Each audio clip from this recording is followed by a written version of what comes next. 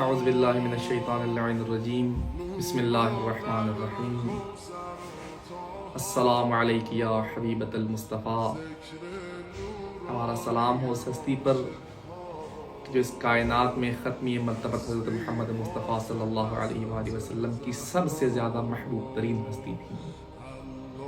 یقیناً ختمی مرتبہ جتنا جناب زہرا سلام اللہ علیہا سے محبت کرتے تھے ایسی محبت کسی سے نہیں فرماتے تھے. اور اس سے بڑھ کے کیا محبت ہو کہ روایات میں ملتا ہے کہ جب بھی جناب زہرا سلام اللہ علیہا تشریف لاتی پیغمبر گرامی قدر اٹھ کے جناب زہرا سلام اللہ علیہا کا استقبال فرماتے, جناب زہرا سلام اللہ علیہا کی پیشانیوں کے بوسے لیتے, اپنی مسند پہ بٹھاتے. اتنی محبوب ترین ہستی ہے محبوب کبریا کی جناب زہرا سلام اللہ علیہا کہ ہمارے تصور سے ماورا ہے. انسان نہیں تصور کر سکتا کہ کوئی کسی سے اتنی بھی محبت کر سکتا ہے, کوئی کسی کو اتنا بھی چاہ سکتا ہے کہ جتنا ختمی مرتبہ جناب زہرا سلام اللہ علیہا کو چاہتے ہیں. ایک عالم دین تھے, محرم الحرام کی مجالس کے لیے تشریف لے کر جاتے ہیں. وہ کہتے ہیں میں محرم الحرام کی مجالس پڑھنے کے لیے گیا. پہلی محرم الحرام کو مجلس پڑھی. مجلس پڑھنے سے پہلے بانی مجلس میرے پاس آتا ہے اور میرے پاس آ کے مجھ سے گزارش کرتا ہے کہ آقا آج آپ نے جناب زہرا کے مصائب پڑھنے. میں نے اس کی خواہش کے احترام کیا, پہلی محرم جناب زہرا کے مصائب پڑھے. دوسری محرم پھر مجلس کے لیے جانے لگا, پھر اس نے آ کے یہی التماس کی کہ آقا آج بھی آپ نے جناب زہرا سلام اللہ علیہا کے مصائب پڑھنے.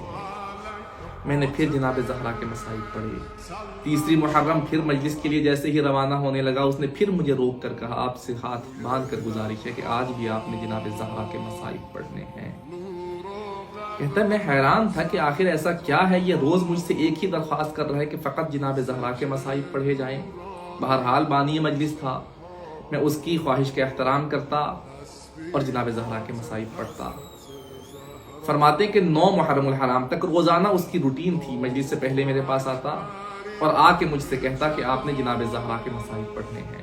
اور میں 9 محرم الحرام تک جناب زہرا کے مصائب پڑھتا رہا. 10 محرم الحرام کو میں نے, کیونکہ روز عاشور تھا, امام حسین کے مصائب پڑھے. اور جب میں واپسی کے لیے روانہ ہونے لگا میں نے اس سے ایک سوال کیا کہ اے شخص آخر ایسی کیا وجہ ہے کہ تو روزانہ مجھ سے ایک ہی درخواست کرتا کہ روز جناب زہرا کے مصائب پڑھے جائیں. یہ محرم الحرام کے ایام ہے, کسی دن جناب علی اکبر کے مصائب ہونے چاہیے, کسی دن جناب عباس کے مصائب ہونے چاہیے, کسی دن کسی اور شہید کے مصائب ہونے چاہیے. آخر کیا وجہ ہے تو نے روزانہ ایک ہی درخواست کی اور روزانہ جناب زہرا کے مصائب پڑھوائے. وہ بانی مجلس کہتا ہے قبلہ میں مسلمان نہیں تھا, میں ایک غیر مسلم تھا اور یورپ میں رہتا تھا. خدا نے بڑے عرصے بعد میری شادی کے بعد اولاد نہیں تھی, میں نے دعا کی, عیسائی مذہب سے میرا تعلق تھا. خدا نے میری دعا قبول کی اور مجھے ایک بیٹی عطا فرمائی. بیٹی چھوٹی تھی, بیٹی اب کھیلتے کھیلتے بڑی ہو رہی ہے اور اس نے پہلی دفعہ اپنے منہ سے میرے لیے بابا کا لفظ نکالا. مجھے بڑا پیار آیا کہ اب ہماری بچی ہم سے باتیں کرنے لگی ہے.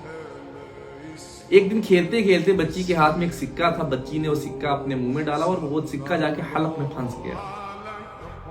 بڑی کوشش کی ہم نے لیکن وہ سکہ باہر نہیں آ رہا. ڈاکٹرز کے پاس گئے, ڈاکٹرز نے ایک علاج بتایا کہ اس کا آپریشن کے بغیر کوئی علاج نہیں ہے. اگر آپ چاہتے ہیں کہ بچی کے حلق سے سکہ نکالا جائے تو اس کا آپریشن کرنا پڑے گا, لیکن آپریشن کے بعد بھی اس بات کی ضمانت نہیں کہ آپ کی بچی بول سکے گی. ہو سکتا ہے آپ کی بچی کی بولنے کی صلاحیت ہمیشہ کے لیے ختم ہو جائے. کہتا ہے میں بڑا پریشان ہوا, لیکن کیا کرتا, بچی کے نہ ہونے سے بچی نہ بولتی ہو ہمارے پاس رہے. میں نے کہا آپ آپریشن کیجیے. ہاسپٹل میں ایڈمٹ کیا. بچی کا صبح آپریشن تھا, رات بھر میں بڑا پریشان ہوں. ہاسپٹل کے باہر ویٹنگ ایریا میں بیٹھا ہوں اور میں نے بیٹھے بیٹھے پتہ نہیں کیا خیال آیا, میں نے تنہائی میں جا کر دعا مانگی اور دعا کس انداز میں مانگی. میں نے پیغمبر گرامی قدر کا واسطہ دیا کہ یا رسول اللہ, میں نے سنا ہے کہ آپ کی ایک بیٹی تھی اور آپ بھی اپنی بیٹی سے بڑا پیار کرتے تھے, بڑی محبوبہ تھی آپ کو آپ کی بیٹی. آپ کو آپ کی بیٹی کا واسطہ, جیسے آپ اپنی بیٹی سے محبت کرتے ہیں میں بھی اپنی بیٹی سے محبت کرتا ہوں, میری بیٹی مجھے واپس پلٹا دیجیے.